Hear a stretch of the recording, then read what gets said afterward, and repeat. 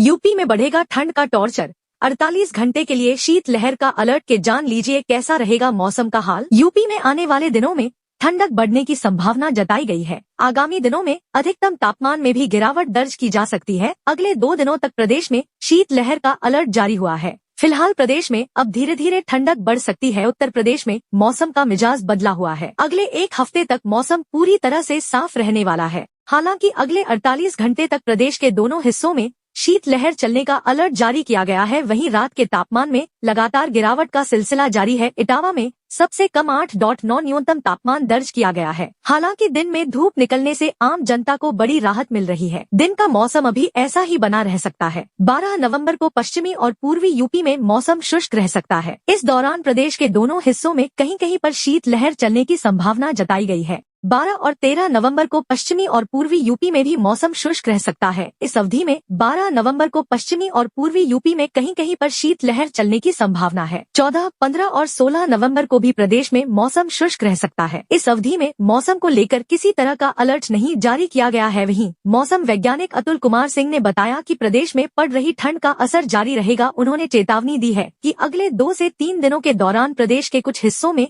आंशिक शीतलहर की स्थिति बन सकती है। मौसम वैज्ञानिक के मुताबिक हाल ही में सक्रिय पश्चिमी विक्षोभ के कारण पश्चिमी हिमालय में हुए हिमपात से ठंडी और शुष्क उत्तर पश्चिमी हवाएं उत्तर प्रदेश की ओर आ रही हैं। इन हवाओं के साथ आसमान साफ रहने से विकिरणीय शीतलन बढ़ गया है। रायपुर, छत्तीसगढ़ अब पूरी तरह से ठंड की चपेट में आ गया है। कई जिलों में शीतलहर चल रही है, जिसके कारण लोग अब अलाव का सहारा ले रहे हैं। इसी के साथ ही मौसम विभाग IMD ने अगले 5 दिनों तक मौसम शुष्क रहने की आशंका जताई है। तो चलिए जानते हैं कि आपके जिले में आज का मौसम कैसा रहेगा। जबकि दक्षिण भारत के तटीय इलाकों में भारी बारिश की संभावना जताई है। 12 तारीख तक पश्चिमी मध्य प्रदेश के कुछ इलाकों में और हरियाणा, चंडीगढ़ और दिल्ली, उत्तर प्रदेश के कुछ इलाकों में शीतलहर की स्थिति बनी रहने की संभावना है। इन राज्यों में भारी बारिश का अलर्ट। मौसम विभाग के अनुसार दक्षिण भारत के कई इलाकों में सक्रिय वायुमंडलीय चक्रवातीय परिसंचरण के चलते बारिश की गतिविधियां तेज होंगी। IMD के मुताबिक तमिलनाडु में 12 और 13 नवंबर को भारी बारिश की संभावना है। केरल और माहे में आज भी भारी बारिश के साथ बिजली गिरने और गरज चमक की संभावना है। लक्षद्वीप में भी बारिश के आसार दिख रहे हैं।